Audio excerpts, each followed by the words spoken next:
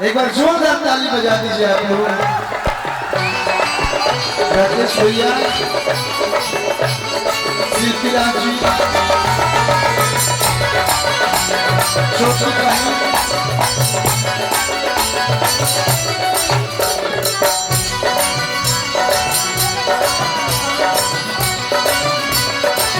और रघु राजा। एक बार जोरदार ताली स्वामी के लिए बजाइए।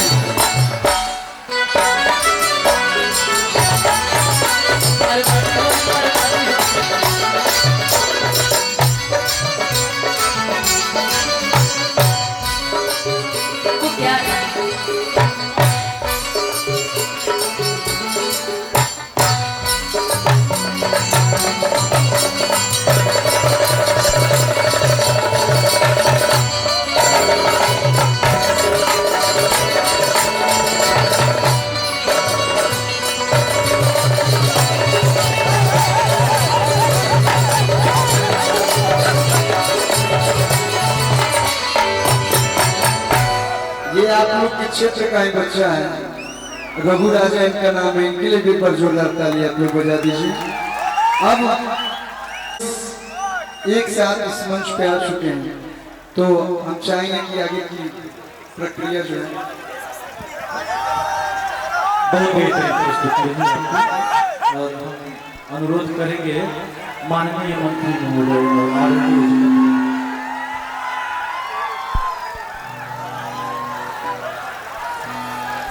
इस सम्मान के लिए हम चाहेंगे कि कृपया कलाकारों का सम्मान हो जाए।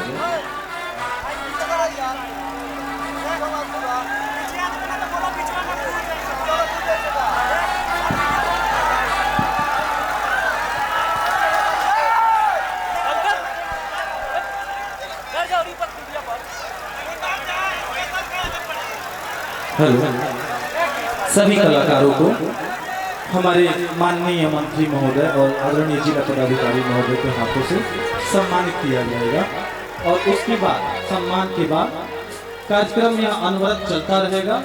अभी बहुत सारे कलाकार आपके सामने जो आप देख रहे हैं उनकी प्रस्तुति बाकी है, बारी बारी से उनको बुलाया जाएगा। पहले ये सम्मान, फिर उसके बाद से कार्यक्रम का अगला चलेगा।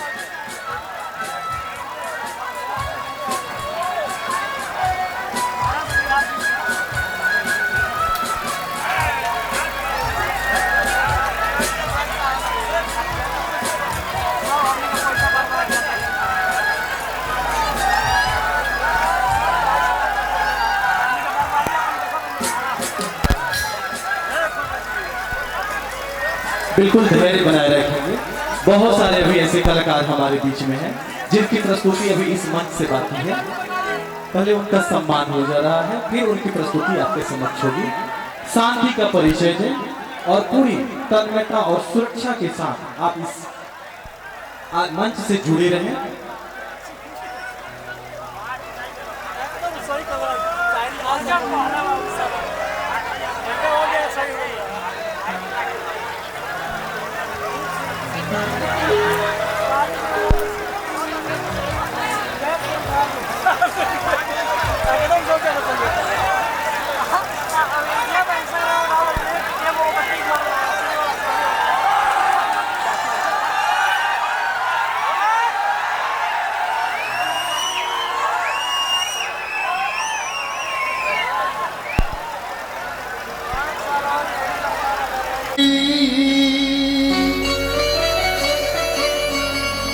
अरे है मैया सब कर नैया कि भाव से पार लगावेली।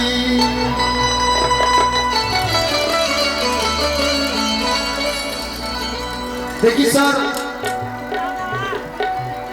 प्रशासन के बड़े बड़े अधिकारी लोग कार्यक्रम में उपस्थित बने। सब लोग जाना था जब हम हाथी चुकी रही तब ले गाना गावत नहीं मालूम बन। तो हम ज्यादा पढ़ल लिखल नहीं थी, लेकिन यही लाइन में जौन बुझाई गाना के माध्यम से सिखले बनी कि माई तो माई होली, चाहे 9 दिन खातिर क्यों नवरात्रि में माई के लेके आवेला। आज जब वो माई के विदाई होला तो आँख से आंसू छलक जाला। का भैया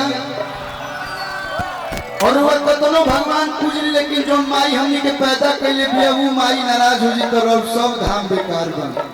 वही पे एगो बड़ा प्यारा सा भाव बन।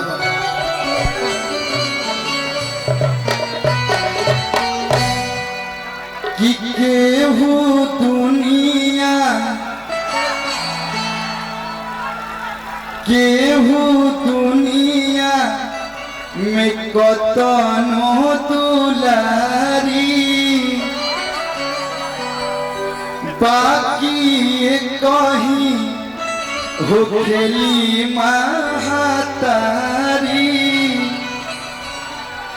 सर आजकल एक कहावत बा कि ना बाप बड़ा ना भैया सबसे बड़ा, लेकिन रुपया से आप सब खरीद लें। रुपया रवा भी बात तो 10 लोग सर कही, 10 लोग जीजा कही, 10 लोग मौसा कही, लेकिन माई कहे वाला या बेटा कहे वाला क्यों ना मिली। ये भाव बा कि केहू दुनिया में कतनो दुलारी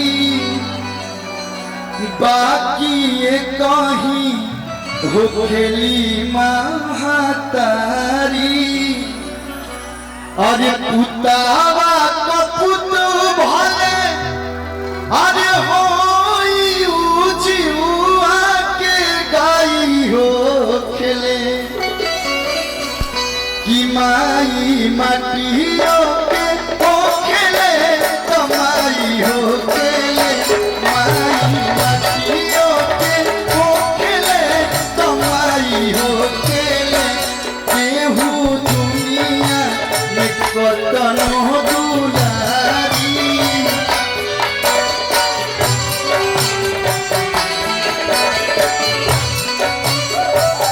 कि बाकी कहीं हो खेली महातारी।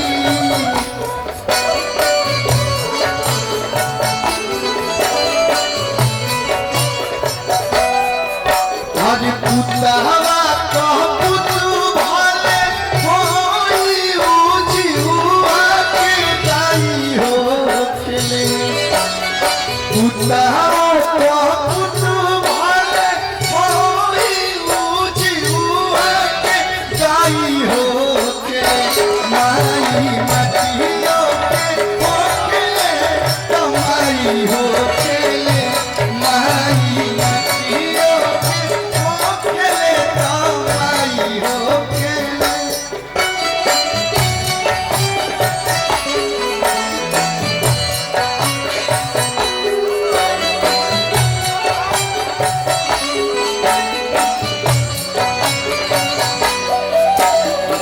दुनिया के छठी माई सब कुछ दिया हमारा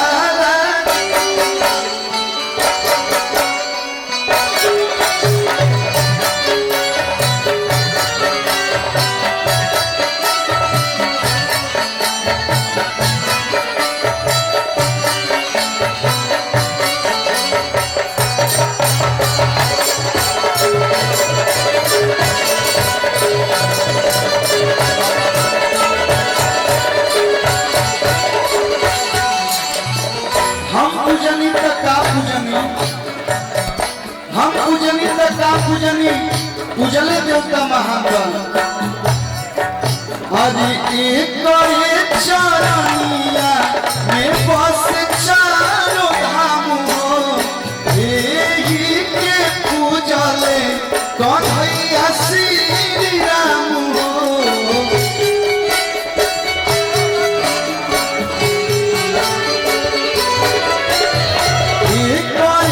चरनिया में बस चारों धाम हो एही के पूजले कन्हैया श्री राम हो। लोग कितना बढ़िया से बढ़िया हॉस्पिटल में चल जाए, लेकिन माई जब प्यार से बोल देने कि बेटा तारा कुछ भय नहीं नो सारा दुख परेशानी खत्म हो जाता। अरे दुख में ओढ़ावे अभिनव अचारा तमुहे नु दवाई हो खेले दुख में ओढ़ावे आंसू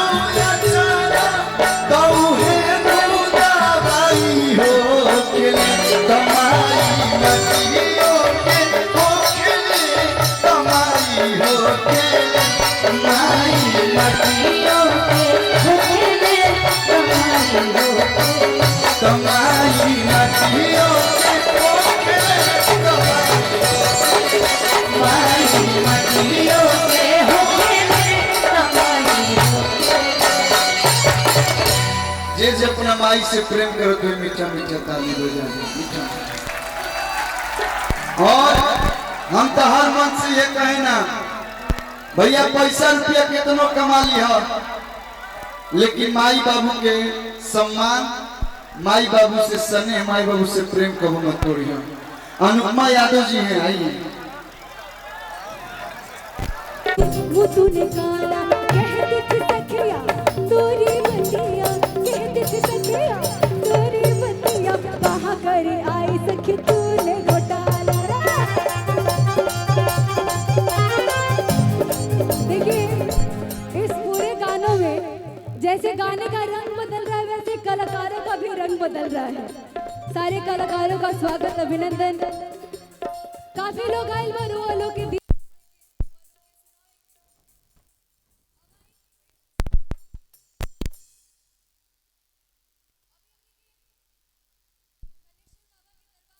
जा और कुछ ही समय के बाद एक मेरे नौजवान भाइयों 2 मिनट मेरी बात को बहुत ध्यान से आप लोग सुनिए। यह कार्यक्रम जिला प्रशासन का कार्यक्रम है और हम लोग के माननीय जिलाधिकारी महोदय यहाँ बैठे हुए हैं और सब लोग आप सभी लोग कैमरे में कैद हो रहे हैं और मैं देख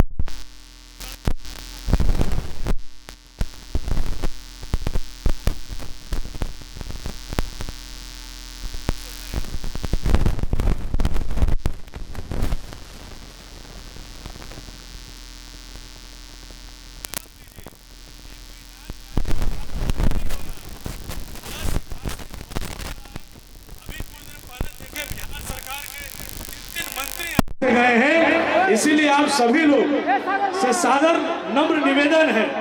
एक कुछ आगे के लाइन में नौजवान लड़के हैं जो उद्दंडई कर रहे हैं, इसीलिए आप सब लोग शांति बना के रखिए, नहीं तो फिर कल से ही मत कहने लगिएगा कि माननीय विधायक जी ने प्रोग्राम कराया तो हमको दिक्कत हो गया। इसलिए जो जहाँ है शांति से बैठिए। यहाँ माता बहन बुजुर्ग लोग आए हैं, ये हुड़दुंगई मत करिए, नहीं तो आप जिला प्रशासन के नजर में है, ये बात को आप ध्यान दीजिए। आई जितना भी लोग जो उपस्थित बा आज सावन के आखिरी सोमवार बीतल हकाल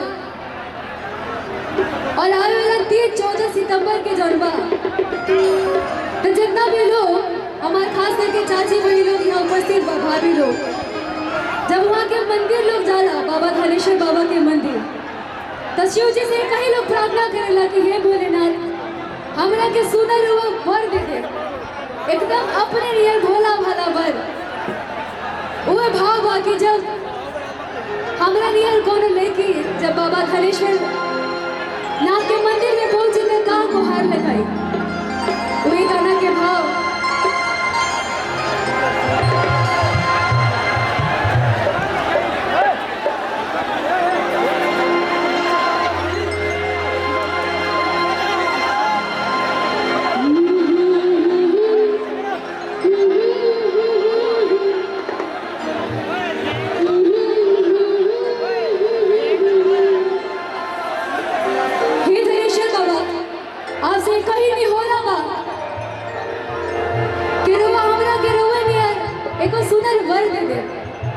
और अगर जे लोग कोई वर मिल चुकल बा वहाँ लोग एक ही आग्रह रहे वो गाना के भाव से आप सभी के रखे दरअल बने और ये गाना हमारे रिश्तों के लिए धागा नहीं सम्मान है राखी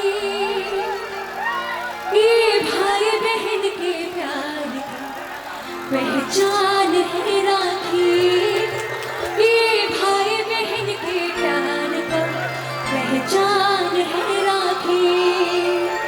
तो ये सारे बहन और भाइयों के लिए क्या रिश्तों के लिए ये धागा नहीं सम्मान है राखी रिश्तों के लिए ये धागा नहीं सम्मान है राखी ये भाई बहन के प्यार का पहचान है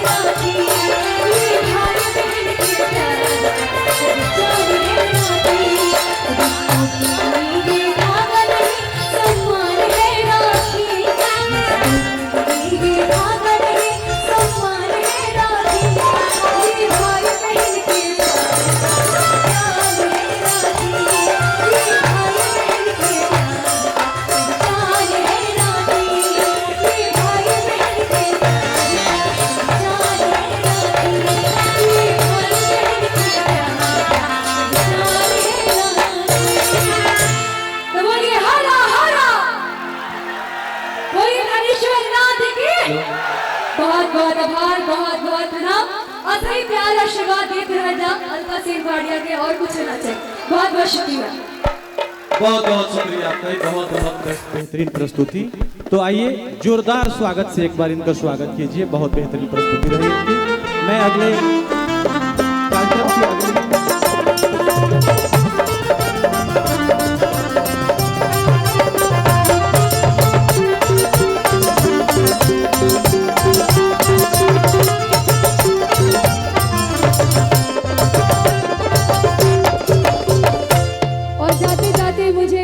आशीर्वाद है नरसिंह तिवारी जी, आप डायरेक्टर बने, जन संपर्क कार्यकर्ता बने आप। आपके बहुत बहुत दिल से प्रणाम और धन्यवाद करते रहिए। आगे बढ़ते हैं। इस प्रस्तुति की भक्ति की गंगा को हम आगे बढ़ाते हैं और आगे बढ़ाते हुए आमंत्रित करते हैं आपके इस अगले कलाकार अनुपमा यादव जी को इस बैकुंठपुर की धरती पे इस बाबा धनेश्वरनाथ सिंहासनी धाम महोत्सव में उनकी प्रस्तुति के लिए। अनुपमा यादव जी, मैं पुनः आप लोगों से अनुरोध कर रहा हूँ, कृपया आप उस बांस